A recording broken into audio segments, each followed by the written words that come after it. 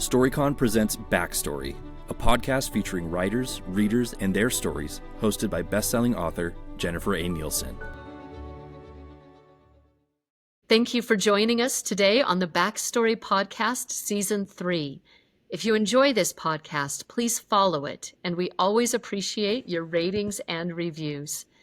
My guest today is New York Times bestselling author Ayana Gray. Ayana, welcome to Backstory. Hi, thank you so much for having me.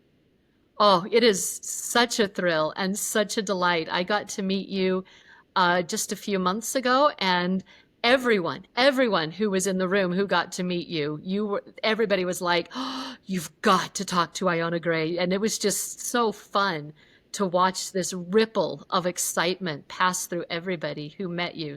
Thank you. That was my first time in Salt Lake City, and I raved about how much I enjoyed it when I got back and how I really want to go back. It was such a fun time. Oh, come back. Absolutely. Come back. Real quick, I'm going to read your biography just to introduce you to the few people who may not know who you are yet. So Ayana Gray is the New York Times bestselling author. Her works have been translated into 12 languages across 5 continents, and she has received critical acclaim at the state and at the national level. She is originally from Atlanta, Georgia, but now lives and writes in Arkansas. All right, I have to get one thing out of the way that I read in your bio, and I just want to make sure I got it correct. Are you a lefty? I am. Yes. Okay. Me too. And so this to me is really critical. I need to know, for you as a left-handed person, where do you see the advantages that right-handed people get in this life? Where do you see it being lefty affecting you? So when you asked me, are you left-handed? I was going to say yes, but because I actually think I'm a little bit ambidextrous. I've been taught to do so many things with my right hand because people assume that I'm right-handed, that I've actually learned to do a lot of things with both hands. So I can do a lot. I actually got in a really bad bike accident a few weeks ago. And everyone was like, oh no, are you okay? And like this, my right hand was pretty useless, but I was able to pick up whatever with my left hand. And so in those moments, it's helpful. That's not what you're expecting probably, but I can do it with both hands. That's the short of it. No, that's actually really lucky. My big thing, which I've probably mentioned here before, because it's weird. There's a lot of authors who are left-handed, like much higher percentage, I think, than the general population. But measuring cups drive me crazy because the measuring cup is built for a right-handed person. And so I have to put it down and then turn it around. So you're okay on measuring cups. I think that's one of those things I probably use my right hand for without realizing it. For me, dry erase boards, and like as a kid, I was someone who liked to draw. My whole side of my hand would be covered in graphite. So that and dry erase boards were my nemesis as a kid. But I actually changed how I write. I kind of write upside down.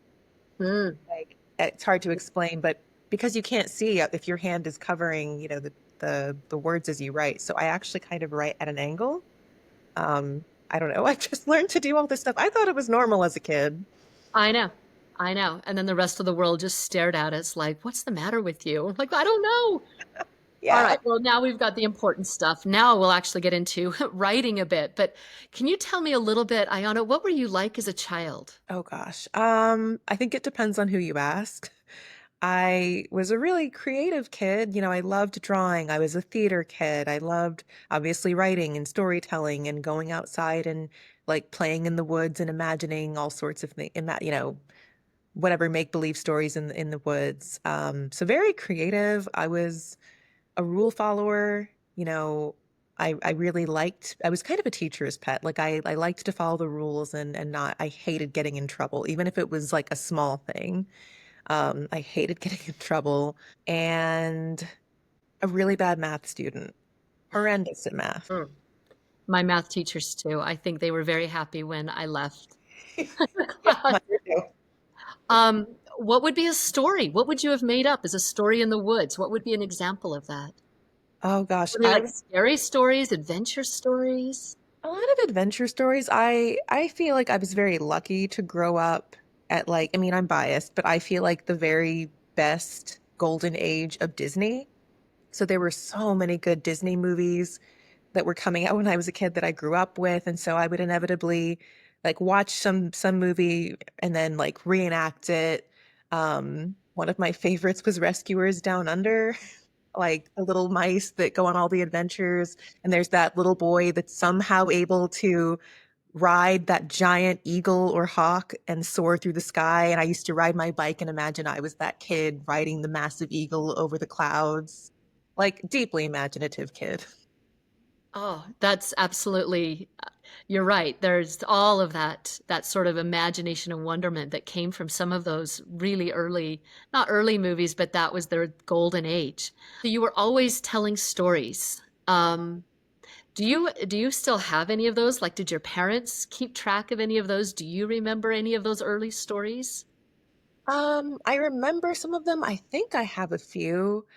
A lot of, you hear about some authors who write what's called fan fiction, right? Where they work with an existing universe and then they make up their own spin-offs. I never did straight up fan fiction, but what I would do is like one of my favorite shows as a kid slash teenager was Teen Titans, which they still have, but they've changed it a little bit.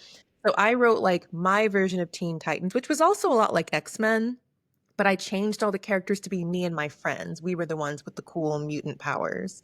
So it was like heavily inspired by something that already existed. And I wrote one and I called it Cyber Chase. I don't know why I came up with that title. It sounded cool to me.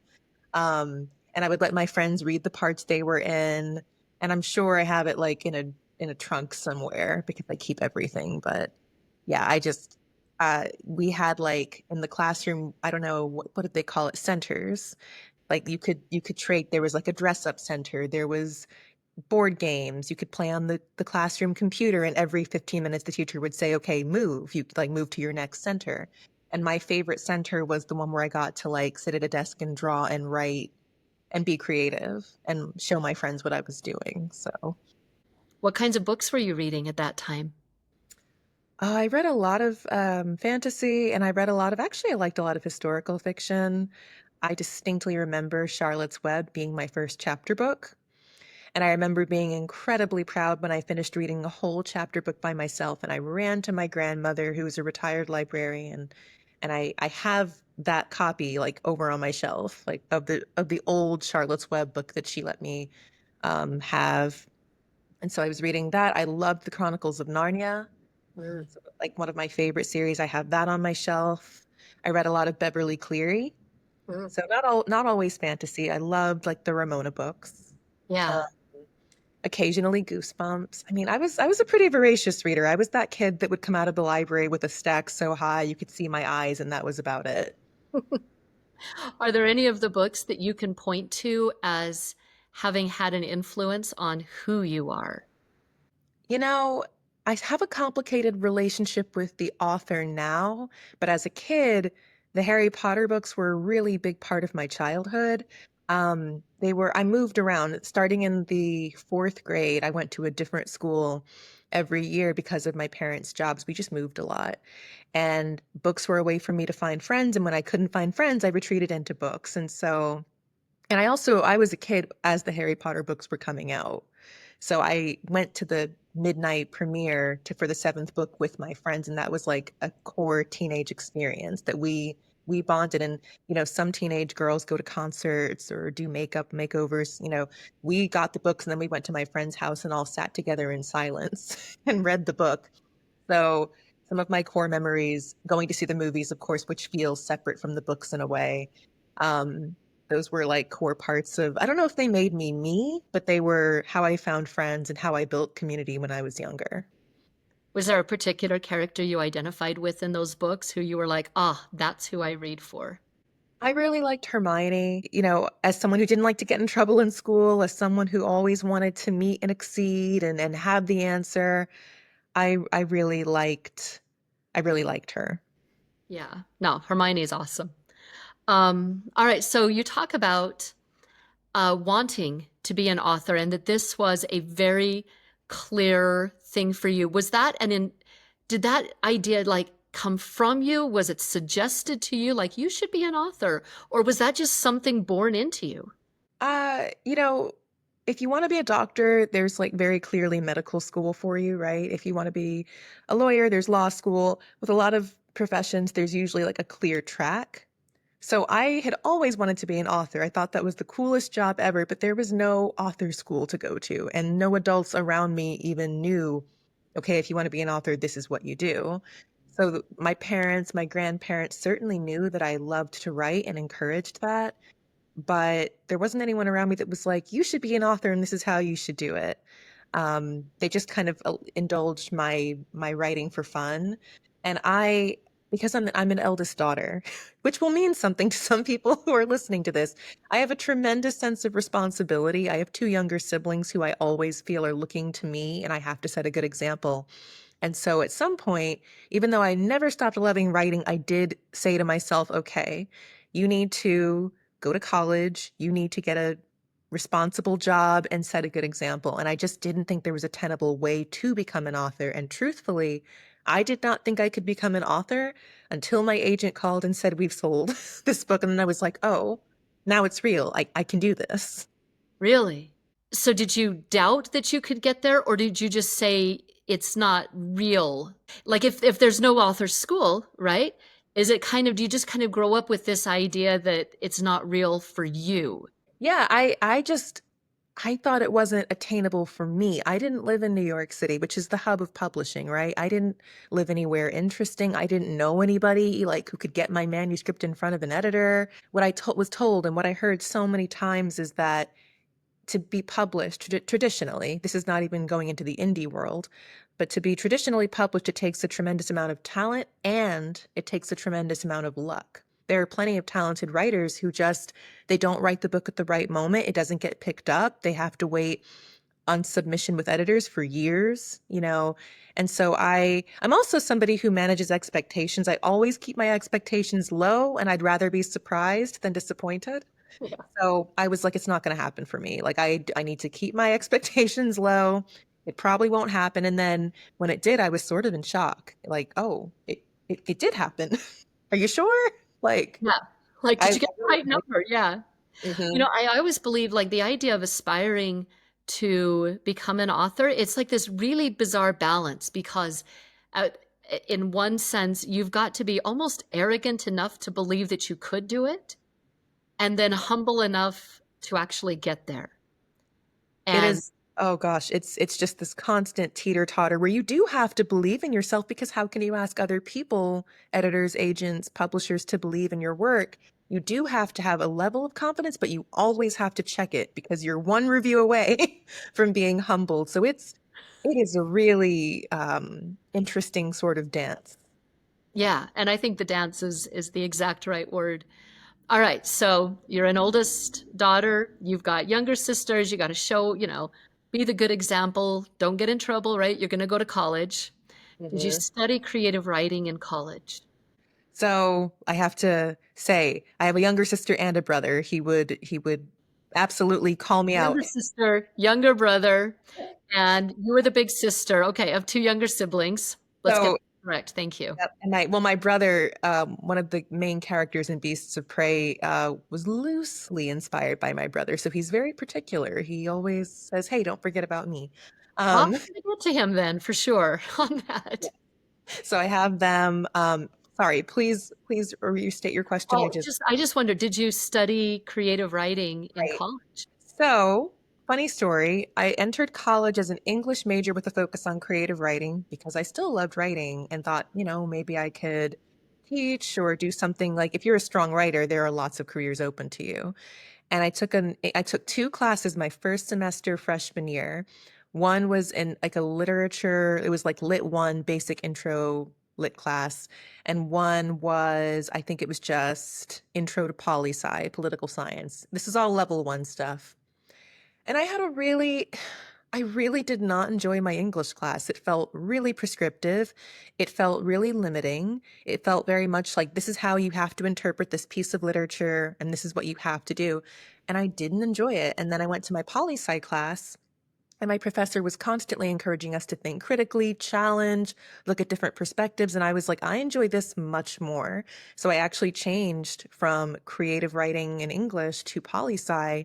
And I did take 2 creative writing classes as like elective courses, but I'm actually really glad that I switched to political science because I don't know, it got me to think about the world, and it got me to think about things like power and good and evil in a really in a way I would not have, and that has absolutely influenced my writing. Ooh, can you talk more about that? Yeah, so my junior year, this is very secret history, but I got invited to a course that my professor led. We have a tower. I went to the University of Arkansas, one of the oldest buildings on campus is called Old Main. It was built like in the late 1800s. Fun fact, William Faulkner used to teach in there. Very old building, but he had a class called political violence, and he would handpicked 10 students. He only taught this class every other year because it was so intense for him as the professor. And we would go into this tower once a week, 3 hours, and we would have these really deep discussions about political violence. What is it? What is terrorism? And we really heavy, like really, really heavy stuff. But one thing he would do is he would start the class and say, okay, is terrorism ever okay? And we, college students, would say, well, of course not. It's never okay to do terrible things. And through that class, through the 3 hours, he would turn us on our heads and make us realize and think through other perspectives and say, wait a minute. What you realize is that people can and will do horrible things in the right kind of climate. And it's really easy to manipulate who the bad guys and good guys are based on who holds power. And as a young adult, like I hadn't thought about that. For me, the world was these are the good guys, these are the bad guys. There's nothing in between. And he really challenged us to realize that that's not always true. And again, to question, well, if we say these are the good guys, who benefits from that? If we say these are the bad guys, who benefits from that? And so writing Beasts of Prey, the subsequent books in that series, my latest book is a villain origin story. You realize that it's very, very easy to manipulate and change what we call good and evil based on perspective. So that was a really important part of my writing. Wow, I can't imagine what that class must have been like. Just, Really intense. yeah, you walk out of there just physically exhausted. We would walk out in silence. We honestly would walk out in silence and just walk all the way to the dorm and I mean, I would be so in my head. And we had to journal about the experience that was part of the assignment. And it was so heavy. But I'm still close with those 9 students. Like we are like a cohort. And so the class is called political violence, and he would call us Polvios. Our nickname was Polvios. So we were like the 2013 Polvios. Mm, And some of us are still in touch, like our own little secret group. wow. You said you were also a theater type. Mhm. Did you do any theater in college? I took one theater course. I was pretty stretched. I was stretched pretty thin in college, so I didn't get to do it much in college, but I was very involved in my like Arkansas thespian state level competition stuff. I did like costume design, and we had like our local competitions and musicals and plays every year. So I was pretty involved at the high school level. What did that have any influence on you as a writer, that theater background? I think, I mean, these are all stories, right? So it's a different kind of storytelling. There's more physicality to it, but seeing the way the audience responded to certain things, what makes a crowd go quiet? What makes a crowd laugh? When is the right moment to put in a comedic beat to break the tension? With theater, you get to see it in live time. I don't get to see how readers respond until after they've left a review, but with theater, you can look out into the crowd if you're behind the stage, backstage, and look and see when are certain lines hitting. Okay, that didn't work so well, so the next time we do this performance, we should alter it. I think it's an interesting way to engage with story. Yeah. Oh, that's fascinating. I've never thought about it quite that way. Um, all right, let's talk. So in your backstory, we talk about this tweet. Do you remember what the tweet was? Do you remember what it said? Oh gosh, I don't remember it anymore. Not word for word. I think it's still, I don't use my Twitter, but if you were to search my name with the hashtag DVPit, it is still up. And it's Yeah. with all with all the likes. Um, oh gosh, and the problem is that pitch, it doesn't reflect what Beasts of Prey became. But I'll tell you what I do remember. So that tweet, I didn't plan this. This is what I mean about publishing being a matter of luck sometimes. Mm. I was trying to think of how to, in publishing, you have comps, right? So when you don't, a comp stands for comparative. How do you find a shorthand way to explain what your book is about, right? This was at a time when Game of Thrones was ending, like the last season of Game of Thrones. This was when Game of Thrones was at its height. Everybody was watching. It became like this world phenomenon. And I was thinking about how to describe Kofi, the one of the main characters of Beasts of Prey. And I came up with she's black, you know, so I came up with Black Arya Stark. Imagine Arya Stark, but she's a black girl. And that's what I used in my tweet. And it was like a day after something really significant happens to Arya Stark in Game of Thrones. So it was just really good timing. And people were like, I immediately know what you're talking about. I immediately know this character.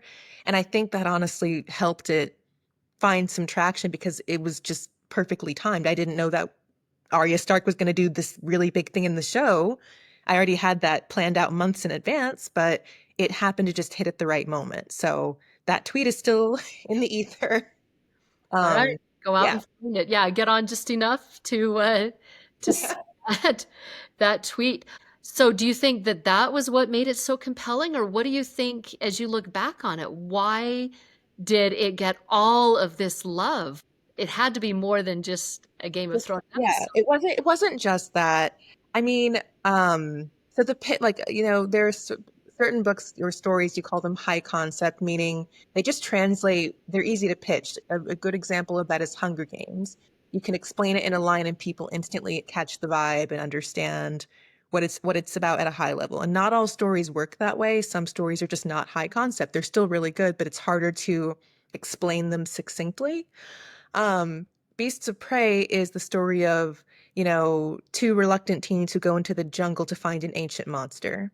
And like, I think this idea of a magical jungle, this idea of going after a monster, this idea of two teens from opposite walks of life, people just were able to immediately conjure an image. This is what I'm guessing. I don't know, but um, it was something that translated very easily and people were able to see it and get excited about it. I'm a big fan of oh my gosh, cryptology, cryptozoology. I like like mythical creatures and monsters and that shows. I talk about it a lot, so I think people knew that the story was going to have lots of beasts and monsters because I had just been really effusive online. So I to this day I'll never know exactly what it was, but maybe a combination of things. But Just I'm it not just did sure. all the right. It I got lucky. you hit that magic formula. Yeah. Um, all right, so Beasts of Prey, where did this idea come from? Where did it start? Can you trace it to its origin? So I graduated from college, did not have a plan for myself, felt like maybe I failed at everything because I didn't know what I was doing with my life. And Beasts of Prey was a coping mechanism, like I was retreating into it, so that I didn't have to think about the fact that I didn't have a plan, you know, eldest daughter, stressed. And you know, it evolved, like my stories evolve, but I wanted to write a fantasy story that pulled from African mythology because I just hadn't seen it before. And I had been to Ghana the year before, 2 years before. No, the year before I graduated. I was in Ghana. And I remember visiting Ghana and being like, this country, this land is so magical. Ghana has like the tip of the Sahara Desert in the north, which we got to see. It has these beautiful white sand beaches in the south, these huge cities, these lush jungles. I saw wild elephants. Like there was so much magic. And I was like, I want to write a fantasy novel with this kind of setting. So that was part of it, but I'm a massive fan of Steve Irwin, and he was someone who made me really appreciate how, again, the things that we say are bad and evil and scary in this world are not always so. I've always loved mythology and the monsters, and so I wanted to put monsters into my story. And I say a lot that Beasts of Prey was wish fulfillment. It was the book that I didn't find on the shelves that I wanted as a kid. So Yeah, so then you have to write it. Mhm. All right, this character based on your brother. Yes. What did you pull from your brother to build this character? So the character is Ekon. He's one of the two main characters in Beasts of Prey. And I add the like little like asterisk. It's not so much that Ekon is based on my brother. My brother's name is Corey. It's that I saw my brother and didn't see characters. I didn't see boys like him in stories. My brother he was the Thomas the Tank Engine kid. He was very gentle. He loved puzzles. He loved building things. He was not a boisterous, rambunctious sort of boy. And I feel like there's a lot of pressure on boys, and particularly Black boys, but all boys really, um, to be tough and to be, fighting and in the mud and in the dirt. And I wanted boys like my brother to feel seen on the page and feel valid. And so that's where Ekon came from. He's this guy, this boy, he's kind of on the cusp of manhood who he'd rather be inside reading a book, you know? Not that he can't fight, it's not that he doesn't ever go outside, but he'd rather be reading. He'd rather be dealing with numbers. He likes things to be orderly. So I wanted to create, a big epic fantasy adventure with a character like my brother. Was that a deliberate choice, or was it just you'd had that kind of in the back of your mind, and so this character naturally evolved for you? Or did you actively say, I want my brother to see himself on the pages a little bit? It was subconscious. And then in retrospect, once I finished the book, I realized what I'd done. Ekon, in addition to all of those things, like he's also a deeply anxious person. There is a scene in the book where he and Kofi come up with a plan because, epic fantasy, there's a plan, we're going to do this, this, this. And then the plan goes to pieces. And Ekon is freaking out. And Kofi, who's very impulsive, she's like, what's the big deal? We adjust. And Ekon's like, no, you don't understand. We had a plan. And I was like, this is very cathartic to write. And the reason is because that's how I am. And so I was writing myself into Ekon's character without even really consciously realizing I was doing it. But then after I read, I was like, oh, yeah, that's me. That's me at the airport when the flight gates change. Oh, yeah. Well, yeah, that sends any of us into we had a plan, airport. Mhm. Any of your other characters based on people you know, or do you tend to stick to purely original characters? I'm careful not to. I don't directly base any character off of a real person because I think that would just impact how I wrote them. I think I'm inspired by real things that happen. So, for example, in the third Beasts of Prey book, I won't spoil it, but there's a grandfatherly figure in that book. And I was very inspired by my relationship with my late grandfather, and dealing with the grief of losing my grandfather. And there's a conversation that one of the characters has with this grandfatherly character where they're upset and they're scared of figuring out life without them because this figure has been a guide to them for so long. And I remember I was fortunate or unfortunate, depending on how you look at it. I understood that my grandfather, when he passed away, it wasn't a shock. We knew it was happening. And there's just no easy way to say goodbye. And especially when you're young, that journey through grief is really tough.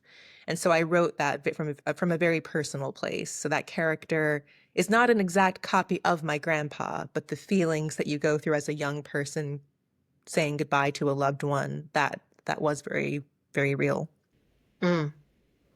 I kind of like that. I think that's a sweet way to say it. All right, let's go back to this tweet a little bit. We, in the backstory we told, we got you to the 200 likes and there were agents. Can you tell us what happened after you opened this? There's 200 likes. What gets you from there to getting your agent?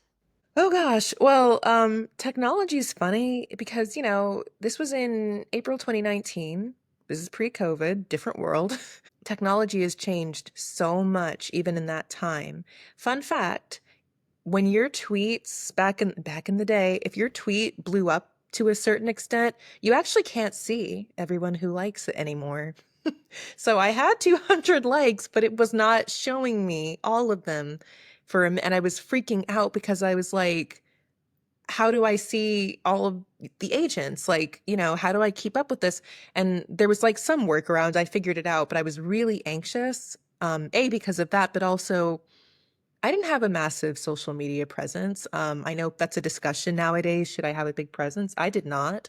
And so to be this anonymous figure on the internet and suddenly have a lot of eyes on you as an introverted person was really overwhelming. Once I had the list of the agents who had expressed interest, I paid 25 bucks, went on Publishers Marketplace, and I researched all of the agents to see, do they have a history of selling work in the area in fantasy, young adult fantasy? Who do they represent? I researched all of them, and I didn't end up submitting Beasts to Prey to everyone who asked. I took that list and I think I submitted to maybe 10 or 20. And I did get rejections. I did get agents who had asked to see the material and said, "Oh, this isn't for me." So I always want to be clear that it was not an instant success and no rejection. There was definitely rejection. I think that happened in April 2019. I didn't sign with my agent Pete until July 2019, like late July. And then we didn't sell Beasts of Prey until July 2020. So it was actually quite long. Yeah, yeah, we never talk about that, all of the gaps between those high points. Mhm. But when you got that call that you were getting published, aside from like, oh my gosh, I think I'm an author now, who's the first person you told? Well, you have to remember, so July 2020, we were in the height of COVID. And so I had actually not seen another human being. I was in my apartment by myself. I had not seen another human being in like 3 or 4 months. So it was a very strange experience to have this beautiful, happy thing happening, and I was alone. So I think I called my family, and my spouse and I were going through an immigration process. So he was actually not in the country. I talked to him on the phone, but I couldn't go out to eat. I couldn't like have a little cake. So I was just like, yay, in my apartment. And I kind of delayed celebrating truly until maybe later that year or even into 2021. It was it was strange, like really weird juxtaposition to be on the news seeing all the terrible things happening, but also have like a dream come true in the midst of it. Yeah.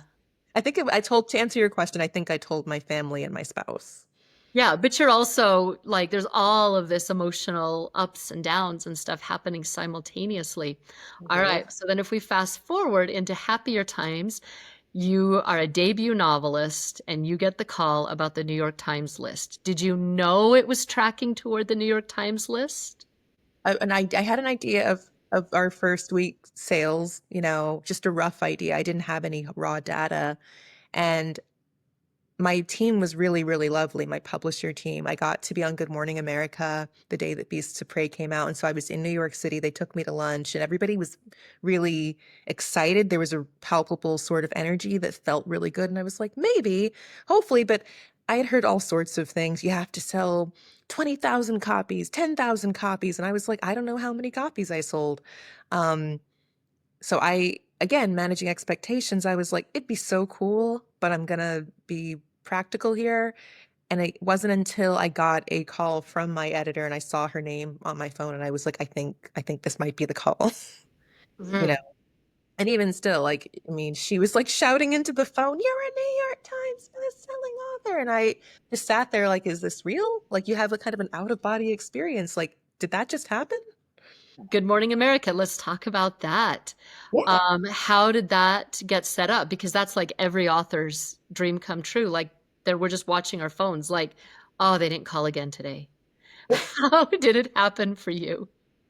I had a fantastic publicist. Her name's Olivia Russo. Shout out to Olivia. Even in the midst of the pandemic, like she fought so hard and got my name out there and not just my publicist, my whole team at Penguin team was my publisher for Beasts of Prey. And they were really good about like, hey, we're in a pandemic, we can't do in-person things, but this is what we can do. And they were really innovative. And she pitched me for Good Morning America because that's what you have to do. Um, I made a TikTok opening Beasts of Prey, like unboxing. I think it was my advanced copies, and it went semi-viral on TikTok. And I think GMA actually saw that video on TikTok, and then they were like, we'd love to have her on the show maybe. And Olivia kept telling me, hey, because of the pandemic and because, COVID is having these upticks and it's unpredictable, we're not going to know until right before.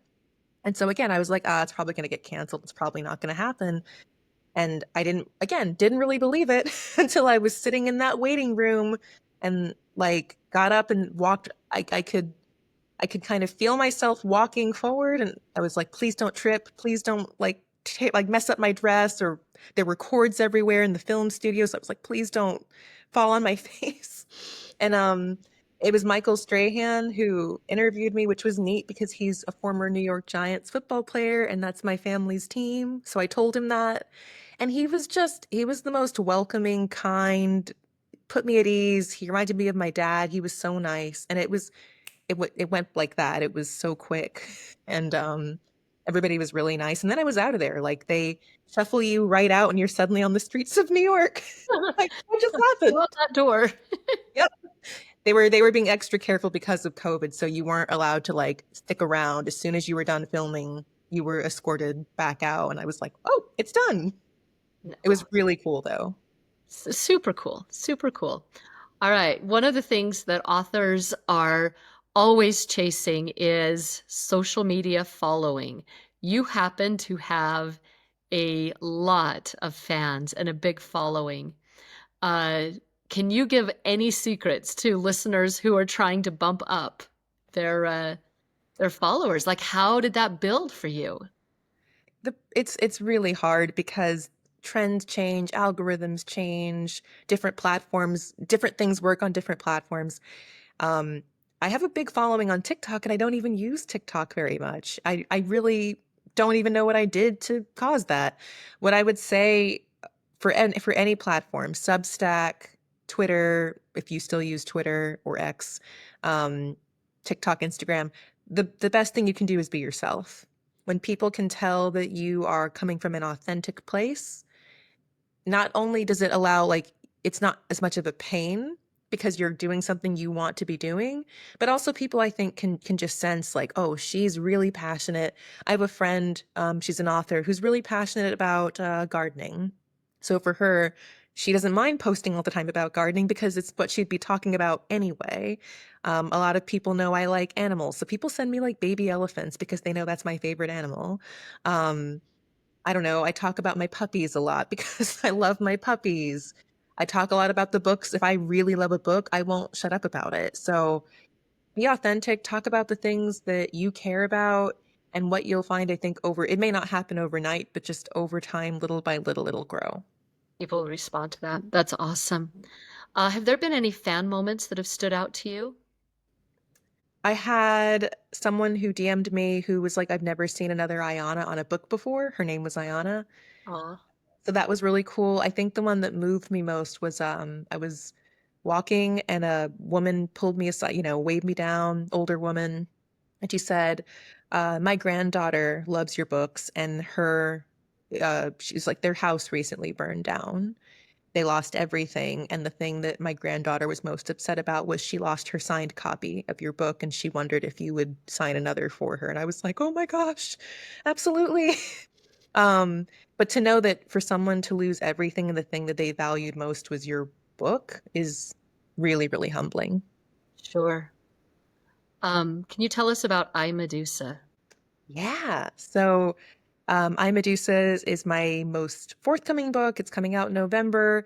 It is a villain origin story that reimagines Medusa, the very iconic Medusa, as a young Black woman caught in the throes of rivaling gods. So if you like Circe or Song of Achilles, or if you enjoyed Wicked, stories of who villains were before they were the villains we know, it's for you. Mm. Why do you think readers, I mean, because readers are going to rush toward this book. What do you think is going to get them there? Do you think it's going to be the mythology? Is it that they're going to follow you as fans of beasts of prey? What are they most going to love about this book? Oh gosh, I'm bad at predicting this, but I think, I love mythology. So if readers liked the mythology and Beasts of Prey, we're getting to see more mythology in a different part of the world.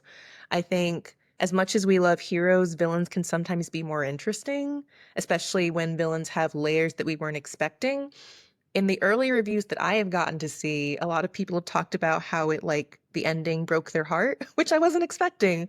But I think books that make people have big feelings Yeah. tend to resonate. So I've been happy to see and hear that people have responded to the end. They feel and they care. That's amazing. If people want to follow you, which you do want to follow Ayana Gray, where will they find you? So I have my website with kind of the basic info. It's ayanagray.com. I am most active on Instagram, which is just my name, Ayana Gray, with a little underscore at the end. Okay. All right. Well, Ayana, I want to thank you so much for your time and for some of the great ideas and wisdom you've shared with us and our listeners today. So thank you very much for being here. Thank you for having me and just for asking such thoughtful questions.